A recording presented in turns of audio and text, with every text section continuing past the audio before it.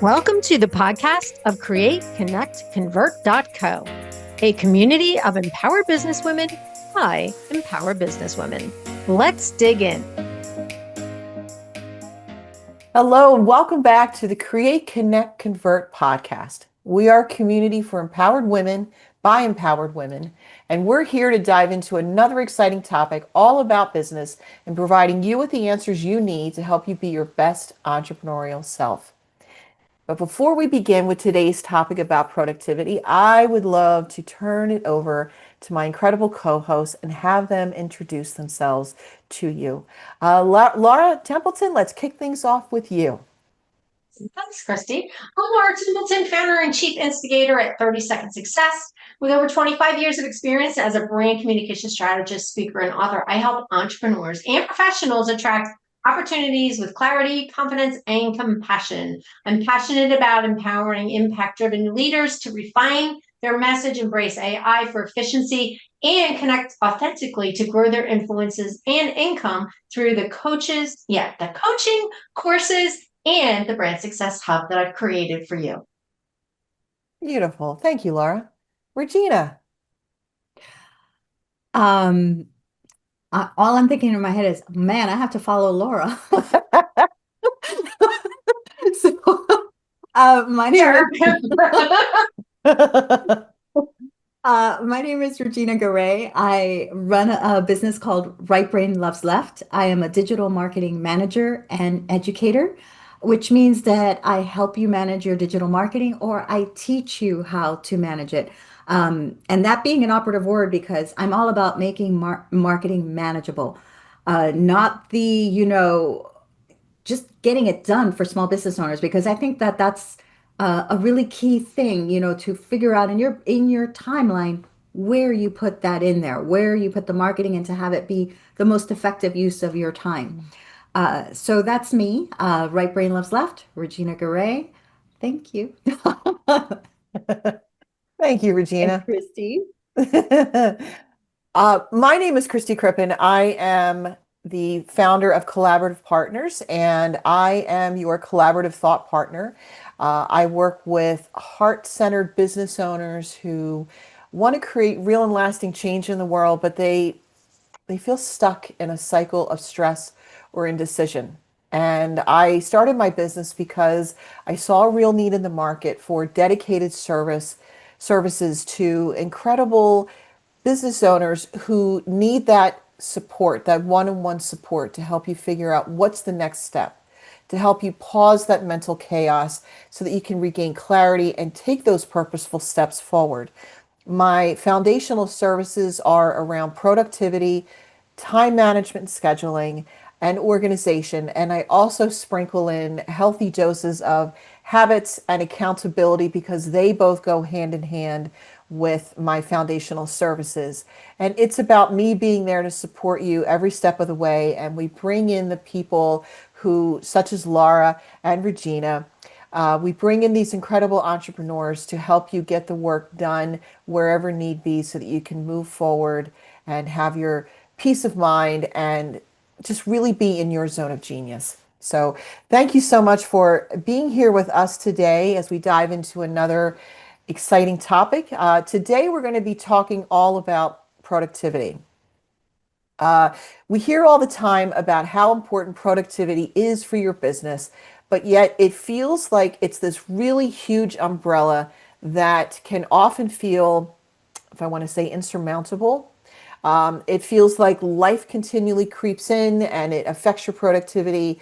Overwhelm can affect your productivity. If you're constantly feeling behind schedule, obviously that can affect your productivity. So today we're going to look at different systems that you can bring into your business that will help stabilize how you're operating, but then also increase your productivity at the same time. So I want to open things up to you, Laura and Regina. And let's start off by asking this question, and please chime in with your wisdom. What are the different systems that each of you as a business owner implement in your respective businesses to help you increase your productivity? Uh, I love that question. And I think that's one of the biggest things. Like, I had to think about it. I'm like, okay, increase your productivity. I think one of the things that I've learned over the years is that productivity, it's like one of those things that it can manage you or you can manage it. And I think one of the biggest things for me is really managing my calendar well, right? Protecting my time, making sure that I've blocked off my calendar. There are certain things that I do each day. I have a routine. And I think that really lends to increased productivity, is where that routine comes in. And then the daily planning. There's nothing like knowing, like on a day-to-day basis, end of day, I look at my calendar, I go, okay, what do I have on my calendar for next tomorrow? What do I need to accomplish? What are my top three things that I want to get done?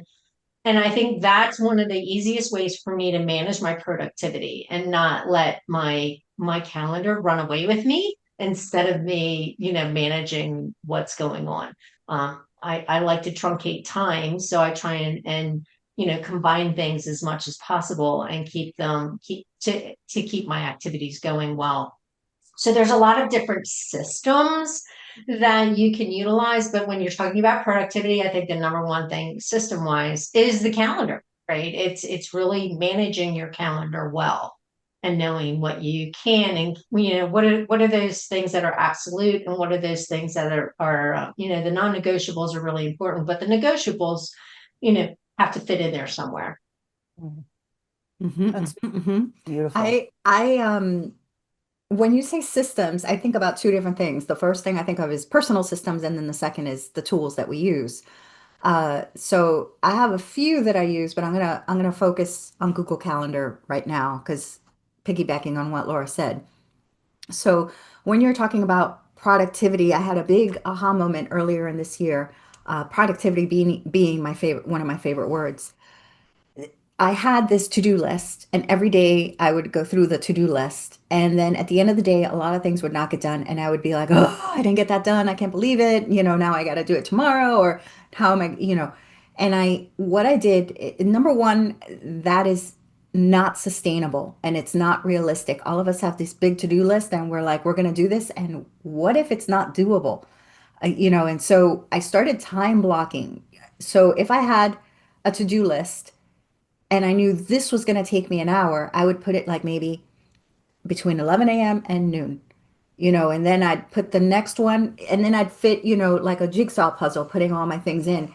And then you start noticing that, hey, I can't do all my to-dos today, so you start thinking priorities, which is the priorities, and then you start moving things out, and you start really getting a realistic view of your time. Instead of feeling this tremendous guilt at the end of the day because you couldn't get it done, you're realistically looking at those to-dos and going, okay, maybe I can only do 3 today, and that is okay. And guess what? I got 3 of those done today. Yes, me. So I think that figures into it a lot. I love what you both said, and it's so interesting because each of you, with what you shared, it's exactly what I teach my clients when I'm working with them. Um, because I think that for so many business owners, they come out of working, maybe they were in corporate or they were working at a small business. So now they're on their own. And now it becomes, oh, all of these things that used to get done by a designated individual at my company, or maybe even by a department or several departments in my company, now rest on my shoulders. And instantly that can have you just start leaning in and just cocooning within yourself under the weight of all of that. So Mm. how do you successfully incorporate all of the things that need to get done? I love the idea of the look ahead. And for me, I like to extend it through the end of the month, or for a month ahead, a month out. I like to look at, say, if I have a project that's due by the end of the month, and then how do I reverse engineer it? How do I back from that date and then look at, okay, so by this date, I need to have it complete. Like, I don't want to have it complete the day it's due. I want it to be a day or several days before. So when do the final proofreads need to be done? Final edits, all of that, and I find that reverse engineering it and then plugging it into each week leading up to the due date really helps. I find if you estimate how long something will take you to do, that's huge. Now, somebody could raise the question, and this is a very fair question. What if I don't know how long it takes? And it could very well be that maybe this is your first time doing a particular task. Overestimate how long you think it will take. If you think it'll take 15 minutes, give yourself a full half hour. And then you're padding your time in case maybe you want to just have the extra time to adopt a slower approach so you can retain the information better. Or maybe there's a little technical glitch that you have to navigate through. But I love what you both have shared. I think this conversation is off to a great start. And I want to go into the next question. How do productivity systems help you to increase efficiency and effectiveness in your business? So in other words, the more that you have created productivity systems, the more that you have used tools to help you with your productivity. What have you noticed in for each of you in your respective business around how your efficiency and effectiveness have both increased? Laura, I'm going to jump in. And I'm going to say this. You have to not, at least this is something I've learned.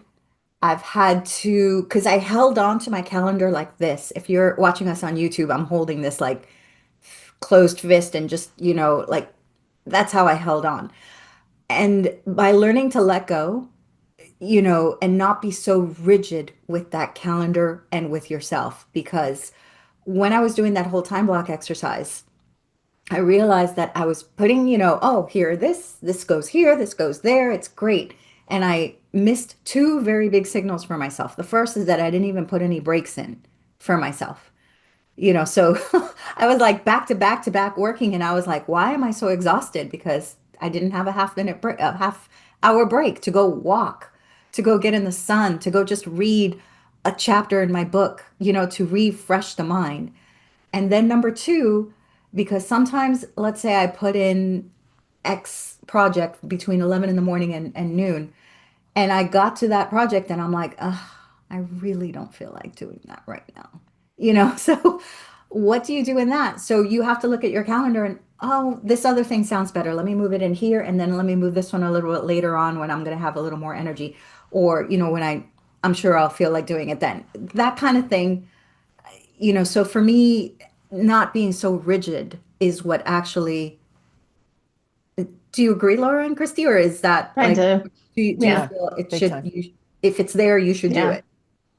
Yeah.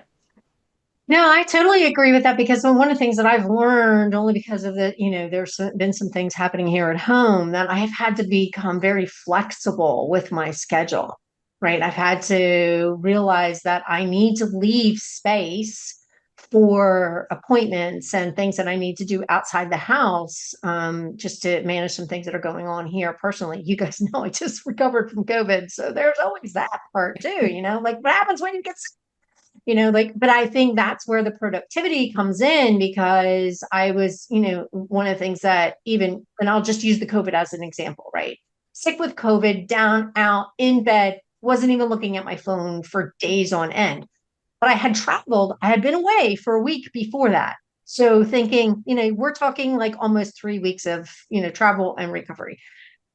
I literally had already set in place, because I knew I was going to be away. I was going to be away. I was going to get home. I was like, you know what? Before I go away, I'm just going to do a whole bunch of social media posts. I'm going to schedule them ahead of time using Canva.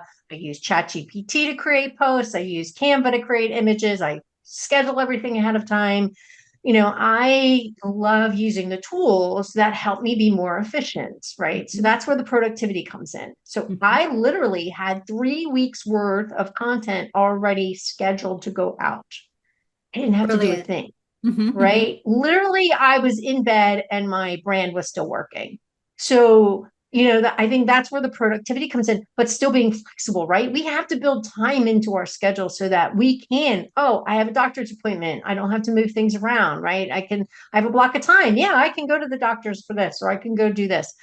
I think but there's also that matter of protecting your time as well, so that, we all have those calendars where people can just like show up on our calendar. I used to keep mine open for a whole week, and I'd have random calls throughout the week. I'm like, this is making me crazy. And I finally changed it that I only take calls that people can schedule themselves. Now I can schedule calls for myself but that people can schedule with me Tuesdays and Wednesdays. That's it. Mm-hmm. Right. And I protect my time. Again, it's coming down to productivity is part of protecting your time, so that you can do the things that you need to accomplish, so that you can learn a new program, learn a new system, learn a new product, right? Like I love playing in ChatGPT, and I can get lost in ChatGPT land. So I have to sometimes set a timer.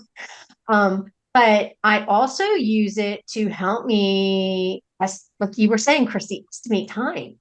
Mm-hmm. Right? How long will it take me to do this? What are all the things that I need if I'm going to, I'm in the process of launching another podcast right now.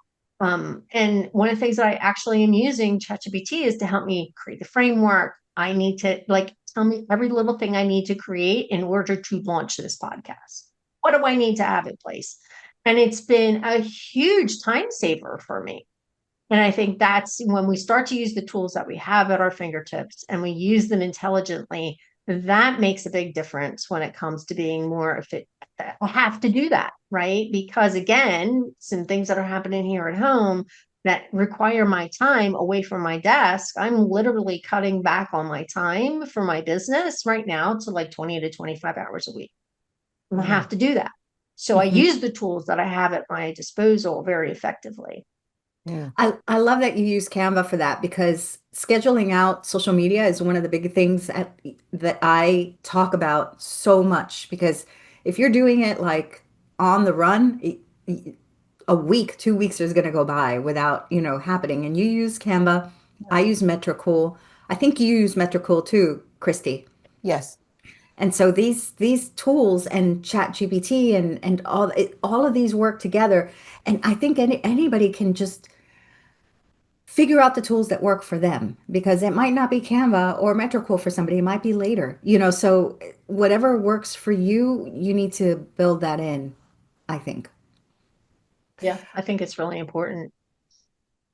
Yeah. And to Laura, to your point, when we are ahead of schedule, we know, okay, we've got this locked down and everything's all set. Mhm. That does something beautiful for us mentally, emotionally, but also for our nervous system. We move into this place of calm and peace and tranquility. So then, knowing that we've got things set, then we can turn our attention elsewhere to say, okay, now this is all ready to go. Let me go back to this, or let me start this, or continue with this, whatever it is. And we're doing, because our energy is different. If we are in creation of something or working on something and we're doing it from a place where we feel overwhelmed, it's vastly different versus us doing it from if we're ahead of schedule. And Regina, to your point, um, I so understand that, in terms of, you look at what are your priorities, and with that, say your priorities are a mix. It could be that some of your priorities require the analytical side of your brain, and other priorities require the creative side of your brain. So Mhm. if you say to yourself, well, I've got this break in my schedule from 1 to 3 on Thursday, and here's what I need to get done that day, and you sit down at 1 o'clock and you tackle your number one priority, say it's creating your next couple of blog posts, and your brain says, nope, but I'm happy to go into QuickBooks right now. In other words, in that moment, Oh, that's never going to happen. in other, Yeah, no. um, No. that has happened to me so often where I think I'm going to work on this, and I, in my spirit and mentally as well, I just can't dive into that. And so I asked myself, okay, what is on my list that would serve me in this moment? Maybe it's the number three thing on my list, but it's more in alignment with what my energy is in that moment. And so I'll tackle that. Even though it's not my first priority, I'll tackle that. I get it done because I'm going to get it done with ease, and it's going to take me less time to do it because I'm already in that energetic flow of that. And then I get that done, and then oh, that felt really good. Now things feel more spacious. Let me dive into this other task. It's almost like I had to pave the way to step into that. One thing that I would add is if you have an assistant, look at what are the tasks that you can give to that individual that will really make a difference for you, that will Yeah. free up your time, that will allow you to truly be in your zone of genius. Um, and and and also for yourself, say that you say to yourself, I want to automate this particular process. But you think, well, it's going to take me 10 or 15 minutes to set up the automation, but it's only going to save me 2 minutes or 3 minutes per month. What's the big deal? It's going to take me longer to set it up than the payoff is going to be. The initial setup, maybe it could be quick or it could be a little bit lengthy, but once you get that into place and then it's set it and forget it, how does that compound over time? Because it's not just the time savings because you've got this thing in place and it's automated. It's also the fact that you now don't have to think about it. Like every month, if you have to think about doing this thing, and then it like it dings your energy, and it's like, oh God, I got to do that thing again. But then you remember, oh no, no, no, no. 2 months ago, I set it up. I don't have to worry about it anymore. So that's another huge thing. I think it's about how do you clock what is the actual time savings you're going to get back in your schedule, and then what are you going to do with that time? Maybe it's you want to create a new workshop, or you're writing a book, or you're writing content. How can you then take all this time savings and use it for something really beautiful in your business? So we have one more question we want to focus on. But first, I just wanted to offer a gentle reminder to all of our incredible listeners to hit that notification bell so that you never miss a future episode of our podcast. And be sure to like and comment on our episodes. We love your feedback. We love your support. It really does wonderful things for our channel, and we so appreciate you. So let's move into our final question for this episode. What are some key ways that productivity systems are an integral part of stress reduction and your overall well-being? So how do the productivity systems and tools that you use really lower your stress and improve your overall well-being? For me, they give me time, so I'm able to plug in, hey, take the dog for a walk. Hey, have some lunch. Hey, why don't you build in an hour to watch a part of that online course you purchased? Those kinds of things that we forget about I mean, the first two, lunch for sure and the dog walking don't specifically help your business, but there are things like watching an online course you bought that actually do help you, but you just don't consider it as part of your business because it's not part of the day to day, but yet it's that learning process that furthers your business. So for me, it helps reduce that stress that I need to further my business. I need to learn new things. How am I going to do that in the midst of everything? So it helps me reduce stress that way. Mhm. Love it. And I think that, we've already kind of touched on it about how the productivity can really help you with your mental well-being. Like I was mentioning with when I was sick, I didn't have to think about it, Yep. right? It just gave me the space to not worry. And I think that's one of the biggest things when you have a real good system set in place that you can rely on. It allows you the time freedom to do the things that you enjoy. Regina, you might want to go curl up with a book for an extra half hour, Oh, like, and Kristy, you might want to go out in the backyard and play with Zeus, Mhm. but I think the biggest thing for me is that it gives me the time freedom to work, make my schedule work for me. And I think that's the biggest thing is just making sure that, as far as my well-being, obviously recovering, but furthermore, I actually started making sure that I put time in my calendar. Like I have exercise in my calendar. I used to when we had Knox, I used to have every morning walk Knox, right? Was in my calendar. Now it's I just walk. So there's sort of the things that are important to me. You have to remember that in your daily plan, you have to make time for yourself. And I think that's like Regina, you were saying, you didn't even put time in there for a lunch break, right? I have my lunch breaks in there. Kristy, do you remember looking at my calendar probably about 3 years ago when I had all this colorful blocks all over my calendar and you literally were like, oh my gosh, that's too much. But I literally have, which room I clean on what day, my lunch breaks are in there. I check my email twice a day. It's on there. I look at my cash flow on Mondays. I look at my P&L on Monday. It's all on my calendar.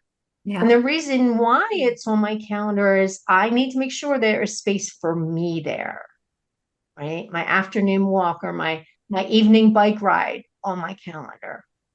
Use my calendar for all my family stuff and my business stuff. And my husband has access to my calendar for appointments, right? So he knows when I'm busy, where if he needs me to take him somewhere or go with him somewhere, there's blocks of time that it works on my calendar. So it's like my life is on that calendar.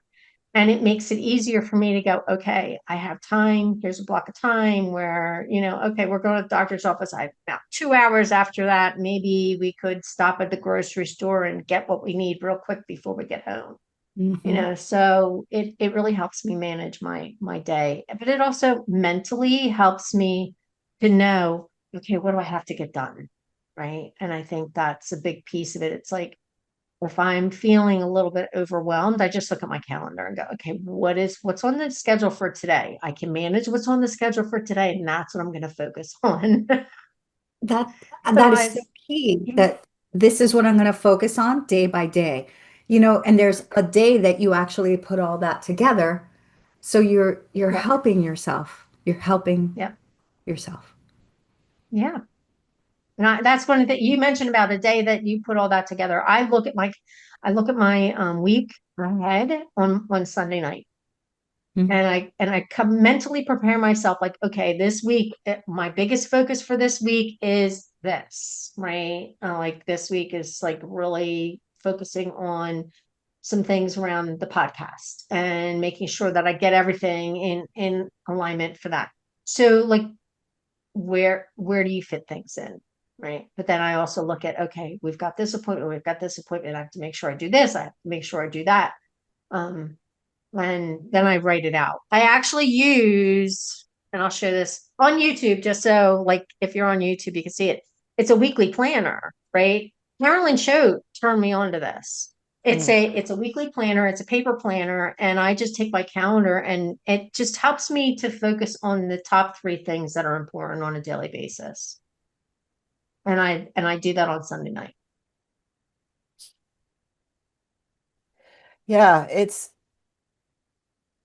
gives when we have that time where we do the dedicated planning, where we just sit without distraction Mhm. and we get really quiet in our minds and we just look at what does the week ahead look like?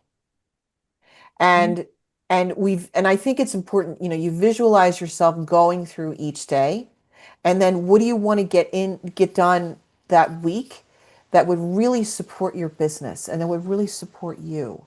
And how do you seamlessly fit that in each day?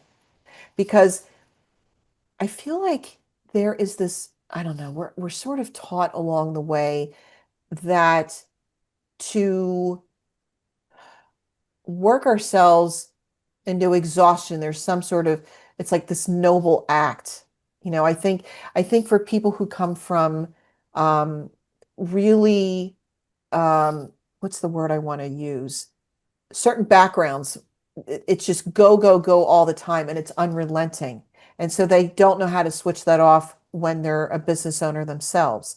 Um, I think it's so important to pay attention to what is your nervous system telling you? What's your mind telling you? Uh, are you always feeling behind? Are you feeling feelings of guilt because you feel like, oh my gosh, I've let somebody down because I missed a deadline, or you're fearing that you're going to miss a deadline?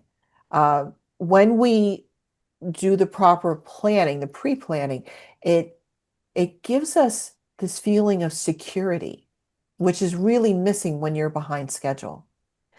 Um, I think it's just so critical to really look at, what do you want your life to look like? Do you want to end your week and not have any meetings? Do you want the end of your week to be more of the wrap-up day for the end of the week? So if there are any maybe loose ends that need to get done, or, do you want meetings on specific days of the week? Laura, you shared that earlier, Tuesdays and Wednesdays. Um, Protecting and claiming your time is huge. If you know that you are working on, so Regina, I know we know you've been working on your course. Um, so outside of client meetings, outside of networking, how do you protect your time and claim that for yourself so that you can allow yourself to really do that deep work of these important projects that you're working on for your business? Because if you say to yourself, well, I'll just find a way to squeeze it in, you can instantly feel your stomach tightening up into a knot. So it's, how do you get into that relaxed place? I think it's important to really research the systems and visualize yourself using it. Now, granted, you won't really know how it's going to work until you're actually using it, and you're I don't want to say in the trenches, but you're actually using the system. Um, if something is requiring a pivot, you have to ask yourself, what is it that maybe isn't working? Maybe it just needs a gentle tweak, and you don't have to step away from that tool or system. Like, don't just jump ship right away if something isn't working. But I think today's episode, we really dove deep into productivity, the systems, the tools that you can use. For our listeners and those of us viewing us on YouTube, we really hope that you were able to glean some valuable insight for how you structure your days and your weeks and your months. How do you honor your time? How do you honor yourself as a business owner? What structures and procedures and tools can you bring into your business that could help you to achieve a greater sense of ease and freedom that you're seeking? Thank you so much for listening today. And Laura, I'm going to turn it over to you to close us out. So thank you so much for being here with us. Kristy, thank you for this topic. I loved it. It made me really kind of think where my brain is going when it comes to productivity. And yeah, I want more of that. Right. But so just remember that you want to always be creating, always be connecting, and never stop converting your dreams into reality. And that's a wrap for today's episode of CreateConnectConvert.co. We hope you're feeling inspired, empowered, and ready to make your next bold move. Remember, the journey doesn't end here. Head over to CreateConnectConvert.co to download our latest resources, sign up for our upcoming events, or hop on the wait list for our exclusive mastermind community. There's a seat at the table waiting just for you. Thank you for tuning in, and be sure to click like and subscribe. We'll see you back here next week to dive into another game-changing conversation. And here's a little something to carry you until then. Keep creating, keep connecting, and never stop converting your dreams into reality.